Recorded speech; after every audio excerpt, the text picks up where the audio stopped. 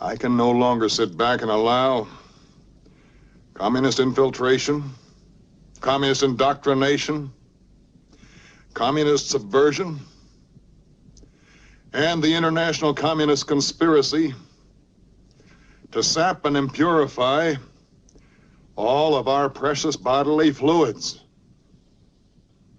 I gotta comb. I just can't stop combing. Oh, God. Here it's combing again. Oh, God. It's a big one. Here it comes. I did not realize we were in the midst of a renaissance on the debate of pornography. There's a lot of talk about combing going around. In fact, I just watched the debate between two grown men today, arguing whether or not you should touch your penis. What a time we live in. I love it. I love it. But it is an important question, apparently. Lots of hot takes out there on cumin, and more importantly, pornography. I'm sure there's just a breadth and depth of literature out there, scientific and sociological, about the effects that pornography has on a person and a group of people. Everything from how it affects dopamine receptors, mood swings, social interactions, sexual interactions, libido, self-image, all of it. I'm sure there's a ton of very interesting scientific papers that are out there, but come on, I'm not going to read any of that. Instead, allow me to bloviate, because this is the internet and that's what we do. A researched opinion? Where do you think you are? You silly fucker! Is pornography harmful to society? Should pornography be banned? This seems like a topic of discussion that you wouldn't really expect to pop up now, but for some reason it is. I guess we're playing musical chairs with shit. Let's legalize the weed and ban the porn. We've got a little Berenstein Bears with things here, but I'll roll with it. This debate on whether porn is harmful to the individual, if it's harmful to society, it's not really a debate about pornography at all. This isn't about whether porn affects you in a negative manner. This is a debate about the onus and where it lies. Does it lie on the individual, or does it lie on the collective? Who makes the decision for what's best for everyone? Do we have a free society where you're open to choosing your own path even if you make mistakes? Or a more restrictive society where boundaries are put in place to protect you from potentially harmful acts?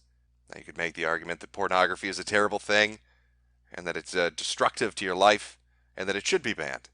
But if you're willing to make such an argument, you need to follow it up with other logical arguments. If you look around your house right now, I would almost wager you're surrounded by all sorts of harmful shit that there's really no reason you need access to. Trans fats, high fructose corn syrup, nicotine, alcohol. These are all detrimental physically and mentally to an individual, and yet legal. Because we have this idea of moderation, I suppose, that we believe that people can control themselves. And likewise, if you're willing to make the argument that pornography is not detrimental to the individual or to society, then you have to account for a few things, like explaining away the hypersexualization of children, who've seemingly been exposed to it so much that it's warped their little minds. As we have boys dressing as girls, gay pride parades where men walk around with their cocks out, furries shitting in diapers and running around, and just general deviant behavior. As the saying goes, permissiveness is the path to perdition. I know nobody likes to talk about the slippery slope, but we are on a slalom. At least it feels that way for the last 10 years. So this debate seems to be raging on. Who's right and who's wrong? Well, I couldn't tell you. Why would you listen to my opinion on this? I'm a faceless asshole on the internet. I play video games and watch anime. And you know what? I bet half the people that are giving you a hot take on this particular topic are the exact same way. Now maybe we could all live the Franklin lifestyle. You know why I like Ben Franklin? In his little autobiography, he could have written anything. But he wrote the truth.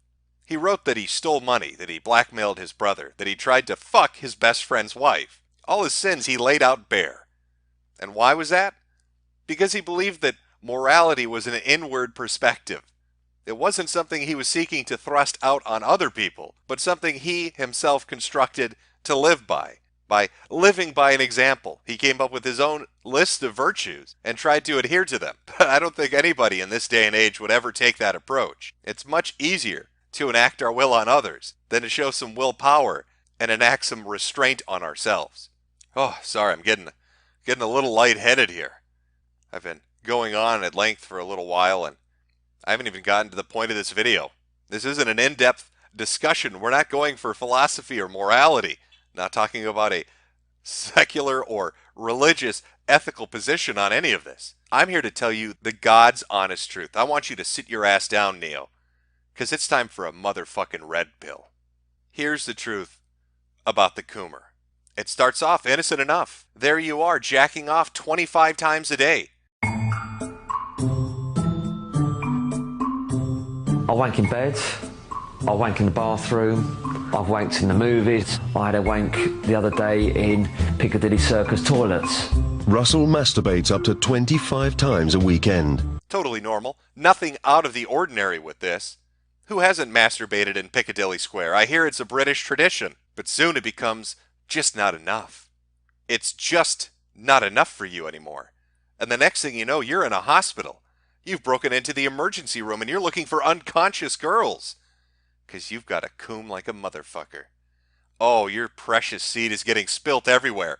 Security can't stop it. You have upper arm strength that can't be held back. Your cooming addiction reaches a point where even the death of your father makes you furiously orgasm.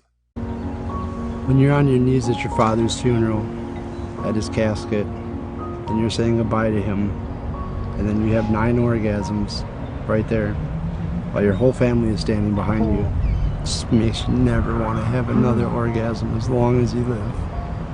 But you know what? You just keep on coming.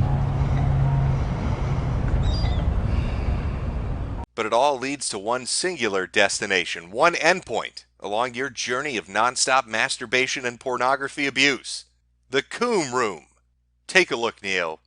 Take a look behind the veil and see the future that awaits you. You recognize her? That's the bitch from the brat barn.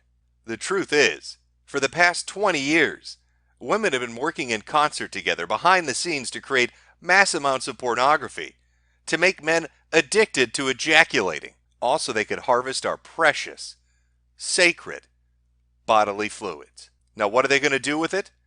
I couldn't tell you. I haven't been to the Coom Room yet, but I'd rather be dead than strapped to that fucking table.